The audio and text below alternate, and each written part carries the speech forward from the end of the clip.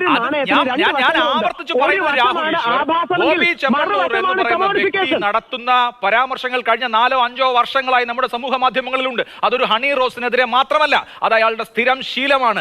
അങ്ങനെ ഒരാളുടെ പെർവേഷൻ പുറത്തേക്ക് വരികയും ഒരു സ്ത്രീ ധീരമായി അയാൾക്കെതിരെ നടപടിയെടുക്കുകയും ചെയ്യുന്ന ഘട്ടത്തിൽ, പോലീസ് അയാളെ അറസ്റ്റ് ചെയ്യുന്ന ഘട്ടത്തിൽ, അയാൾ നിയമത്തിന് മുമ്പിൽ വരുന്ന ഘട്ടത്തിൽ അയാളെ ഡിഫെൻഡ് ചെയ്യാൻ വേണ്ടിയിട്ടാകരുത് ഈ സ്ത്രീ ശരീരത്തിന്റെ സെക്ഷലൈസേഷൻ പറയേണ്ടത്. സ്ത്രീ ശരീരത്തെ കമ്മോഡിഫൈ ചെയ്യുന്നുണ്ടോ, ഒബ്ജക്ടിഫൈ ചെയ്യുന്നുണ്ടോ, സെക്ഷലൈസ് ചെയ്യുന്നുണ്ടോ, എന്താണ് അതിന്റെ കാരണം? അത് വേറൊരു ഡിബേറ്റ് ആണ്. എന്തിനാണ് ബോബി ചെമ്മണ്ണൂരിനെ ഡിഫെൻഡ് ചെയ്യാൻ താങ്കൾ ഈ വാദം ഉന്നയിക്കുന്നത് എന്നുള്ളതാണ് എന്റെ ചോദ്യം.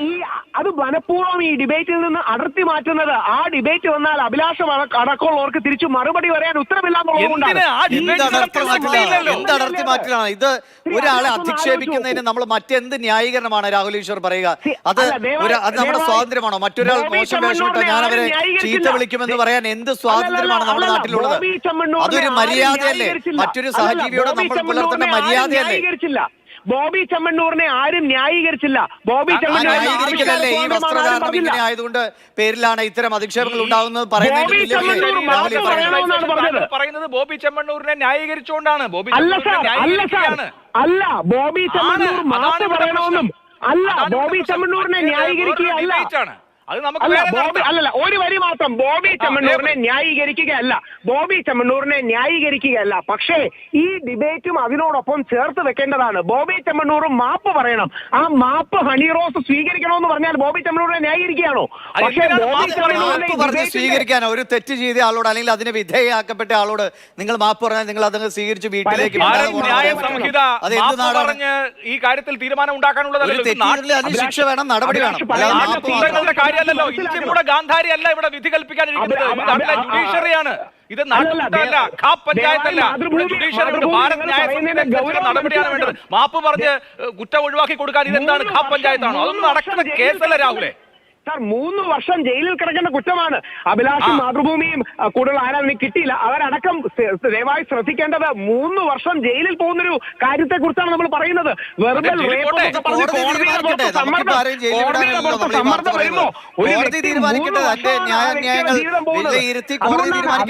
ചെയ്തത് ശരിയായില്ല, ക്ഷമ പറയണം.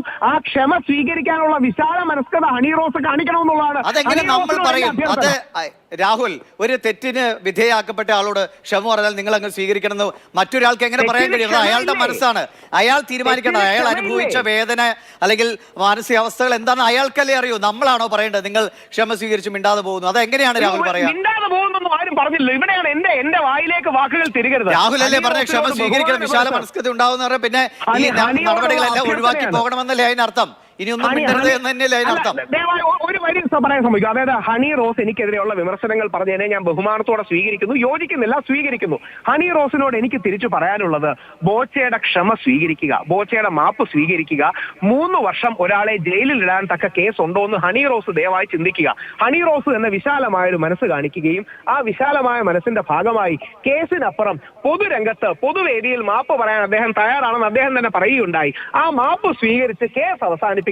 അതാണ് ഹണി റോസിന്റെ. ഇത് ഖാപ് പഞ്ചായത്തൊന്നും അല്ലല്ലോ. BNS അനുസരിച്ച്, ഭാരത് ന്യായ സംഹിത അനുസരിച്ച് എടുത്തിട്ടുള്ള കേസല്ലേ. അത് കോടതികൾ തീർപ്പാക്കട്ടെ. ഒന്നാമത്തെ കാര്യം.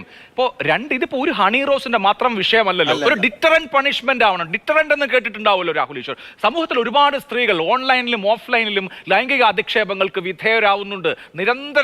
നിരന്തരമായി വേട്ടയാടപ്പെടുന്നുണ്ട്. ക്യാമറ കണ്ണുകളാലും വേട്ടയാടപ്പെടുന്നുണ്ട്. അങ്ങനെയുള്ള മുഴുവൻ സ്ത്രീകൾക്കും വേണ്ടി സമൂഹത്തിനൊരു പാഠമാവുന്ന വിധത്തിൽ ഒരു സൂചനയായി ഇത്രയും ഫേമസ് ആയ ബോബി ചെമ്മണ്ണൂർ ശിക്ഷ ഏറ്റുവാങ്ങുകയാണെങ്കിൽ അത് സമൂഹത്തിനും ഈ പറയുന്ന ഈ സ്ത്രീകളെയൊക്കെ വേട്ടയാടാൻ നിൽക്കുന്ന പെർവേർട്ടുകൾക്കും കൊടുക്കുന്ന സന്ദേശം വലിയ ഒന്നായിരിക്കും. അതനുസരിച്ച് ഇത് സമൂഹത്തിന് വേണ്ടിയിട്ടുള്ള ഒരു ശിക്ഷയായി വരട്ടെ. അല്ലാതെ മാപ്പ് പറഞ്ഞ് രക്ഷപ്പെടാൻ ഇതിപ്പോ കണ്ണുകൾക്ക് വേട്ടയാടാൻ നിന്ന് കൊടുക്കരുതെന്നേ ഞാൻ നേരത്തെ പറഞ്ഞുള്ളൂ. അവരൊക്കെ പിന്നെ എവിടേക്കെങ്കിലും ഒളിച്ചോടണോ? സന്തോഷപൂർവ്വം താലിബാനൊന്നും അല്ലല്ലോ. അങ്ങനെ ആരെങ്കിലും പറഞ്ഞോ?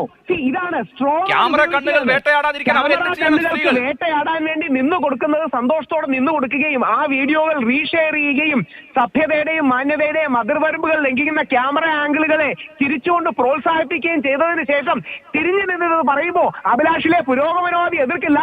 സാധാരണ ജനങ്ങൾ, കേരളത്തിലെ 99% സാധാരണ ജനങ്ങളും അതിനെ എതിർക്കും. അതുകൊണ്ടാണ് ഹണി റോസിനെതിരെ കടൽത്തിര പോലെ സുനാമി പോലെ മലയാളത്തിൽ തന്നെ വിമർശനം ചില യുവ നടിമാര് പറഞ്ഞിട്ടുണ്ട് എങ്ങനെയാണ് ക്യാമറ വെക്കുന്നത്, എത്ര പറഞ്ഞാലും മനസ്സിലാകാത്ത ഏതൊക്കെ രീതിയിൽ ഇത് ഉപയോഗപ്പെടുത്താൻ ശ്രമിക്കുന്നു. ആ നിലയിലാണ് പല ഓൺലൈൻ സ്ഥാപനങ്ങളും ക്യാമറ കൈകാര്യം ചെയ്യുന്നതെന്ന് നടിമാരുടെ തന്നെ പരാതികളുണ്ട്. അതൊക്കെ ഇവിടെ നിലനിൽക്കുന്നതാണ്. കഴിഞ്ഞ ദിവസങ്ങളിലാണ് എസ്തർ അനിൽ പറഞ്ഞു, അനശ്വര രാജൻ പറഞ്ഞു, സെലിബ്രിറ്റികളെ സംബന്ധിച്ച് അവർക്ക് ഒരു കല്യാണത്തിന് പോകാൻ വയ്യ, എന്തിനൊരു മരണ വീട്ടിൽ പോകാൻ പോലും വയ്യാത്ത അവസ്ഥയാണെന്ന്. അങ്ങനെ വേട്ടയാടപ്പെടുന്ന അവസ്ഥയിൽ ഈ കേസ് ഒരു പാഠമായാൽ 20 യൂട്യൂബർമാർക്കെതിരെ പരാതി കൊടുക്കുന്നു എന്ന് പറയുന്നു. പിടിച്ചകത്തിടന്നെ, ആളുകൾക്ക് ജീവിക്കണ്ടേ? അതിന്റെ മാർക്കറ്റിംഗ് സാധ്യത ആരാണ് ഏറ്റവും ഉപയോഗിച്ചത്? ഈ ക്യാമറ കണ്ണുകളുടെ മാർക്കറ്റിംഗ് സാധ്യതയും ഇനോഗ്രേഷൻ സാധ്യതയും ഏറ്റവും ഉപയോഗിച്ചത് ആരാണ്? ഞാൻ പേര് പറയുന്നില്ല, അറിയാമല്ലോ. ആ തെറ്റിനെ ഏതെങ്കിലും വിധത്തിൽ ന്യായീകരിക്കാൻ മറ്റു കുറെ കാര്യങ്ങൾ ഇങ്ങനെ ചേർത്ത് പറയുന്നത് ശരിയാണ്. ആരും ബോച്ചെ ന്യായീകരിക്കുന്നില്ല. പക്ഷേ ബോച്ചെ ചെയ്തത് തെറ്റാണ്, ക്രിമിനൽ കുറ്റമല്ല. ബോച്ചെ ചെയ്തത് ശരിയല്ല, പക്ഷേ 3 വർഷം അകത്തിടാനുള്ള ക്രിമിനൽ കുറ്റമായി കണക്കാക്കുന്നത്. എന്തായാലും കോടതി തീരുമാനിക്കട്ടെ. ഒപ്പം ഒറ്റ കാര്യം കൂടി രാഹുൽ ഈശ്വർ, ചോദ്യമല്ല ആൾക്കൂട്ടം എന്ത് പറഞ്ഞാൽ, താങ്കൾ ഇപ്പൊ കമന്റുകളുടെ കാര്യവും ജനങ്ങളുടെ കാര്യവും ഒക്കെ പറഞ്ഞല്ലോ. 100% ആളുകളും പറഞ്ഞാലും നമുക്ക് നീതിയുടെ പക്ഷത്തെ നിൽക്കാൻ പറ്റൂ. അതുകൊണ്ട് ആൾക്കൂട്ടത്തിന്റെ മോബിന്റെ സൈക്കോളജിക്ക് അനുസരിച്ചല്ല ഒരു വാർത്താ സ്ഥാപനവും വാർത്താ അവതാരകരും വർത്താനം പറയുക. അത് നീതിയുടെ പക്ഷത്ത് നിന്ന് മാത്രമാണ്.